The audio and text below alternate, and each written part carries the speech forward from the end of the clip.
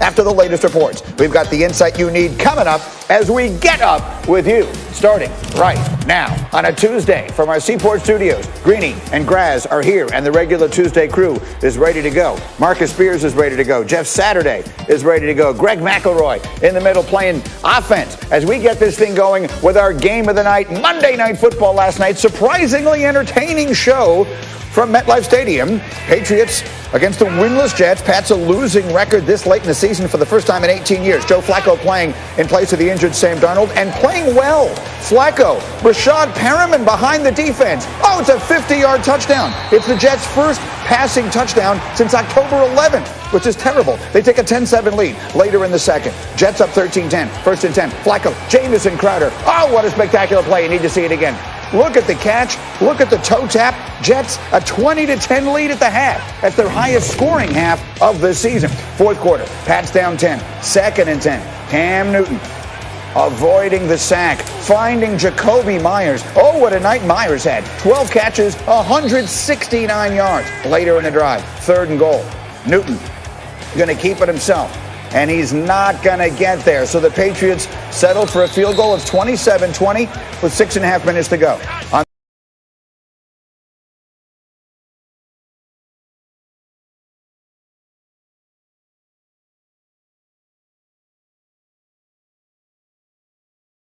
The ensuing drive, Joe Flacco, let's just say punting.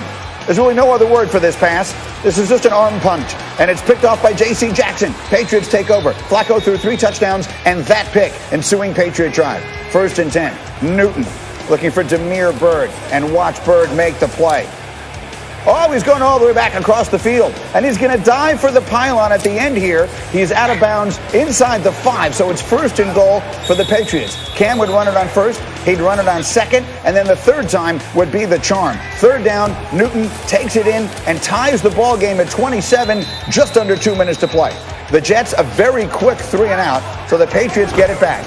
Pick it up with 22 seconds to go on a third down with 1 timeout left. Cam takes it up the middle for 5 yards. They don't use the timeout. So here we go. You got to get up. You got to spike it. And that they do. So they spike the ball with 8 seconds left, and they have 1 timeout remaining. Second and 10. It's Newton. They need yards, and they need a timeout. Check, check. Jacoby Myers, touchdown. 3 seconds left. They use their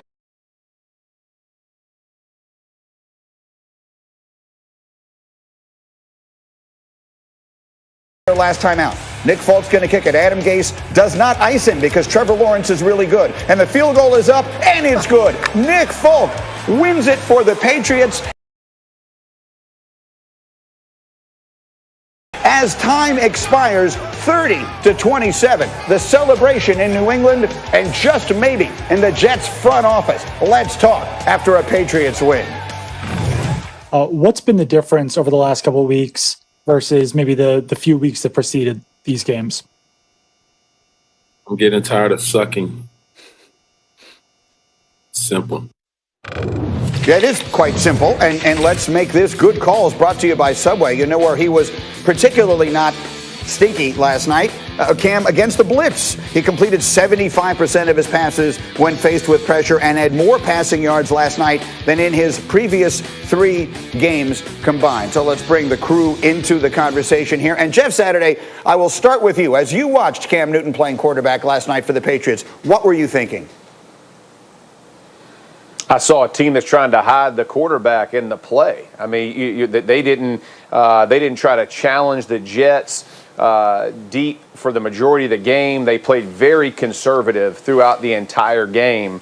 And it just showed you, right, that Cam has cost them the last couple weeks in the way he's played. They weren't going to let it happen again. It was like in the meetings throughout the whole week between Belichick and McDaniels is, hey, we're going to stop this. We're going to stop the bleeding from turnovers, from bad plays. We're going to play this thing and make it as ugly a game as possible and see if we can find a way to win in the fourth quarter. And that's ultimately what they did.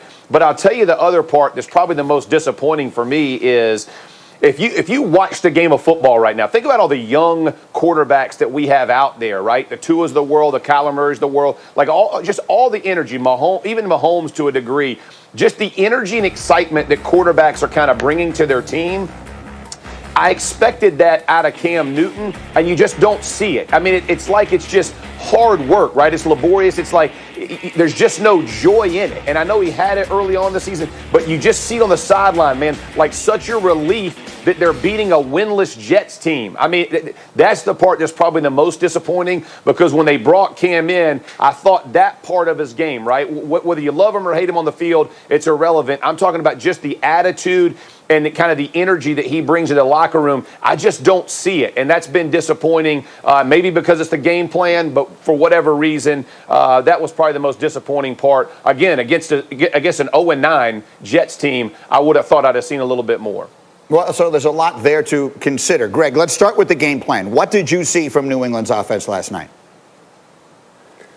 Well, it was an indicator, like what Jeff said, of how the Pats feel about Cam Newton. That was an elementary game plan. It was probably the most elementary game plan I've seen from a veteran quarterback in a really long time. There were reads in there that would be easy for a high school player. A lot of curls, a lot of hitches, a lot of throws behind the line of scrimmage. But is that Cam's fault? Right. No. Like, we have to give credit where credit is due. And for whatever reason, we have been extremely critical of Cam Newton throughout the course of this season. And understandably so. The last 3 games have been putrid. They've been bad. But I would also say that he played pretty well last night. And especially like we just talked about in the Subway Good Calls. I mean, he did a great job against pressure. That's exactly who Greg Williams is. Like, he did miss a couple throws. Yeah, from those 2 throws that he missed down the field. If he makes those throws, it takes a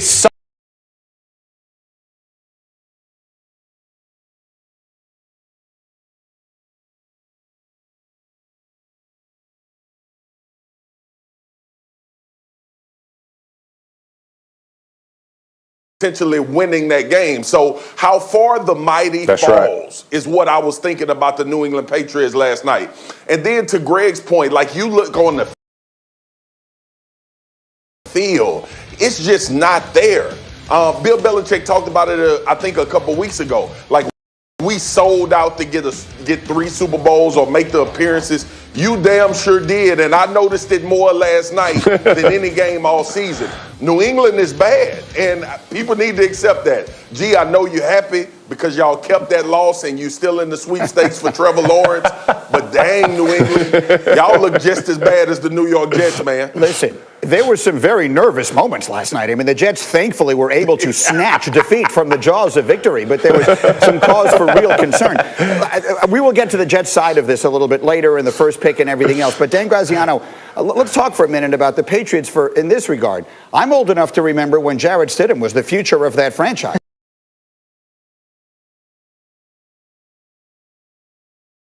What has happened here? Well, Stidham didn't come as quickly as they hoped in the offseason. They did sign Cam Newton. They really believe Cam Newton is their best chance to win games this year, which is still what they are trying to do. But